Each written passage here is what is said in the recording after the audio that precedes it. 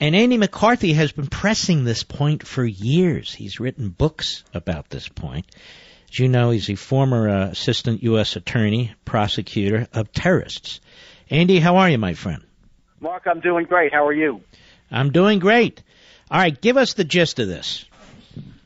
Well, the bottom line is Islam is not merely a religion.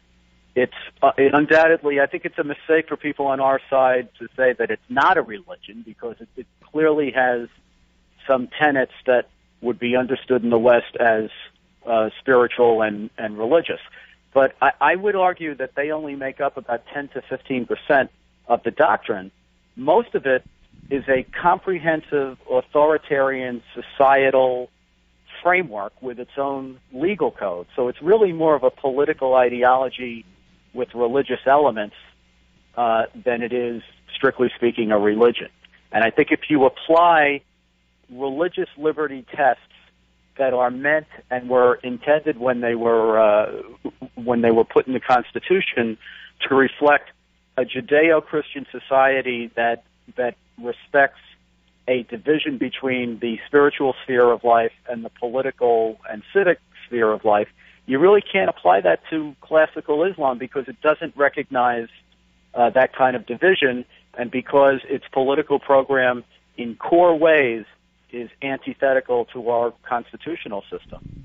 And other religions, some would argue, have gone through this Reformation process, where they come out of it as religion, as a religion, as a faith, right, without governing principles, without governing aspects. And right, Islam has not done that. Right, and I'm not hopeful that it will, Mark. I think we have to hope that it does. It's much more challenging in a way in Islam, because Muslims take the Quran to be the verbatim word of Allah communicated to Muhammad through an archangel. And, you know, the scriptures I think we're familiar with in the West, they're understood to be mediated. They're inspired. They're written by human beings, and it's a lot easier to make the argument that at least certain parts of them are, reduced to their time and place and maybe not as applicable, or that they evolve over time, or our understanding of them evolves. It's much harder to make the argument that, Muhammad got it wrong, or that Allah got it wrong, or that, elements of the scripture were meant solely and only for the 7th century and not for any other time and place. It's much harder to, as they say, contextualize the Quran. But whether it can evolve or not, whether they can have a reformation or not, is really beside the point to us. As is this obsession we have to figure out what the true Islam is. Who the hell knows what the true Islam is? Muslims can't even agree on it. The point is, we have to protect the United States, regardless of whether Islamic reformers succeed or not. And that means we have to have a sensible immigration policy about who we let in the country. Can you explain to me why we would have an amendment proposed in the Senate last week that puts a pause on refugees/immigration from 33 countries that have, significant terrorist populations?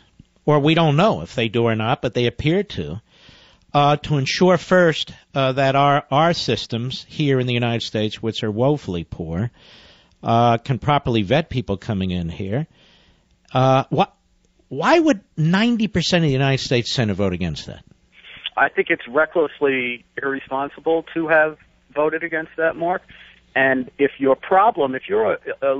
member of the Senate, and your problem with that piece of legislation is that it singles out Muslims, and you think that it feels, even if you can't say why, that it somehow violates the Constitution, the better approach would be to cut off all immigration until we can fix the system, which everybody... And that's what it did. That was the whole point of the amendment. No, I mean all immigration across the board, Muslim or non-Muslim, all immigration. It would be better for the country to have a pause in all immigration than it would be to continue doing what we're doing now. Which we have. I just want to make it clear real fast, Andy. Yeah. That has happened in numerous instances in American history, as I've pointed out in my books, as a matter of fact. That has happened in numerous instances in American history. Right. And I agree with that. And well, who couldn't agree with it? It's a fact.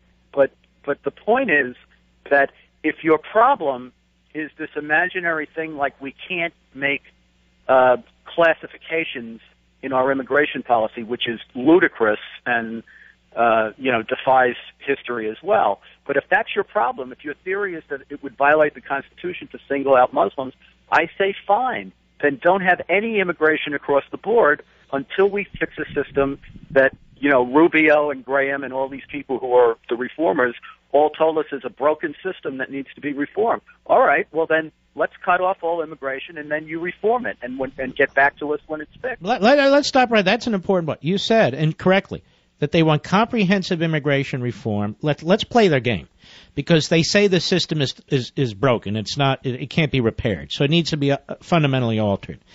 And you're saying, well, this is the system you're now relying on for these refugees, and you just voted against this amendment. Right, that you said is broken, that you say is not effectively enforcing the law. Another thing that's just stupefying to me is that never once in this debate, Mark, other than when people like us talk about it, have I heard anybody point out that the burden of proof in immigration is on the immigrant to show that he is suitable and likely to be a benefit to our society, rather than on the United States to prove that you should not be let in. Immigration is a discretionary act of a government, and no one has a right to immigrate here. But you listen to all this commentary today, you wouldn't know that it's the immigrant that has the burden to show that he should be allowed in. It's not supposed to be incumbent on the country to prove that we need to keep people out, and particularly when we're in a time of, number one, terrorist assault, and number two, in a time when it's clear that we don't have an effective vetting system for immigrants. I don't understand why that's not, a point at the top of the list. It's interesting to me, and I know you've endorsed Ted Cruz for president. You're not necessarily a fan of Trump, and yet Trump brings this up, and you make the point. I've made the point before, too, but you made the point beautifully today. Why don't we debate this subject? Why don't we debate Islam? Why don't we debate what we're actually having to deal with? What are we talking about gun control? What are we talking about these lists and everything else? If we're being told we can't even have this debate, Andy McCarthy. We're being told It's a religion of love. We're being told by the Republicans, don't touch it, and you're a xenophobe. I don't know what the hell a xenophobe is. I mean, so we're not even allowed to discuss it. I say bullcrap to that.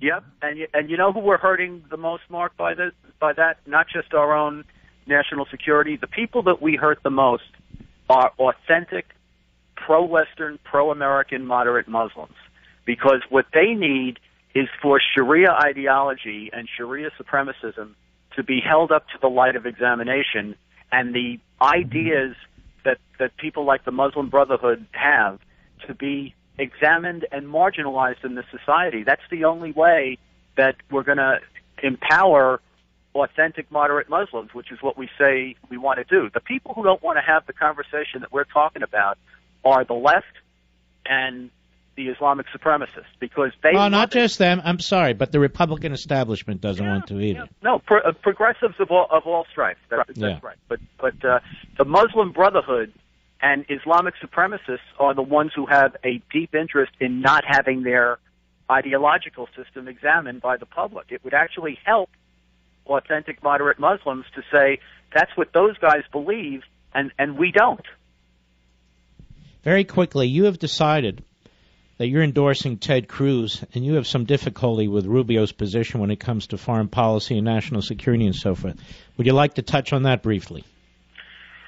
Well, I just think that we have to have an America-first foreign policy that doesn't resist intervention when it's in American national interest to intervene, but also doesn't pretend that our enemies are our friends, or that, in specifically the case of Syria, that, rebels who are run rife with both Muslim Brotherhood and Al-Qaeda elements are, moderate James Madison's waiting to happen, when in fact that, there's Islamic supremacists, and I think we have to learn from what happened in Libya and what happened in Egypt under the Muslim Brotherhood and try not to have a repetition of that in Syria. That doesn't mean that we can allow Syria to be a safe haven for jihadists. I don't think we should allow any place on the planet to be a safe haven for jihadists, but let's not pretend that our enemies are our friends. And I'd like to count the number of conflicts and civil wars that the McCain, Graham, Rubio folks would like us to send ground troops into. I mean, this is not a Reagan-esque foreign policy. It's not a conservative foreign policy. It's actually naive and rather radical, don't you think? I do. Look, I would be much more of a mind to intervene militarily if I thought that we had a strategy that, A, took jihadists out wherever they operate, and B, treated these state sponsors of Islamic supremacism as hostiles instead of phony allies. If I thought we were getting that piece of it right, then I would think that the interventions were smart, because they were going to wipe out national security threats, but not get us bogged down in impossible experiments like trying to turn Kandahar into Kansas. But it also goes to your point about immigration. It's what's in America's best interest and our national security interests. They're related. So wouldn't we prefer the Shah of Iran, who was no little d Democrat, to the Islamo regime that's in there now? Don't we prefer Sisi to the experiment that Obama was pushing in Egypt? Wouldn't we prefer today Gaddafi, who, as you have pointed out multiple times, the Bush administration supported to a point, to the what now, ISIS and Al Qaeda spreading their reach into that part of the world? I mean, this so-called democracy project. What is a democracy project? To have one vote and you're out? Yeah, in that region, it's one person, one vote, one time, right? So here's the craziness of it. We don't support Sisi, who has courageously come out and said that we have to fix what's wrong in Islam and we have to discredit this supremacist ideology. We won't support him because the Muslim Brotherhood was ousted and they had been democratically elected. In the meantime, they have the most anti-democratic, anti-liberty program on the planet. So yeah, they were taking over the country. Right. And what we're saying is, even if you're an anti-Democrat, we'd rather have you, if you're democratically elected, than have somebody who's pro-American and wants to fix what's wrong with radical Islam. Mm-hmm. Crazy. I mean, I think so. That is a process. And by the way, and I've pointed out and I've written myself, you can't have a democracy without a civil society. It can't function. I don't know any place on the face of the earth where that works. Mark, we've talked about this before. When I was in the third grade, we had a democratic election. We elected a president, the vice president, treasurer. Everybody knew the nun was still in charge. That's right. Just because we had an election and we counted up votes, that didn't turn us into a culture of democracy. And usually, I think that the election is the tail end of the democratic process, because democracy, as you pointed out, is a culture. It's a way of living. It's a way of looking at the world. And counting up the votes is an indicator that you're in a democratic society, but it's hardly the be-all and end-all of it.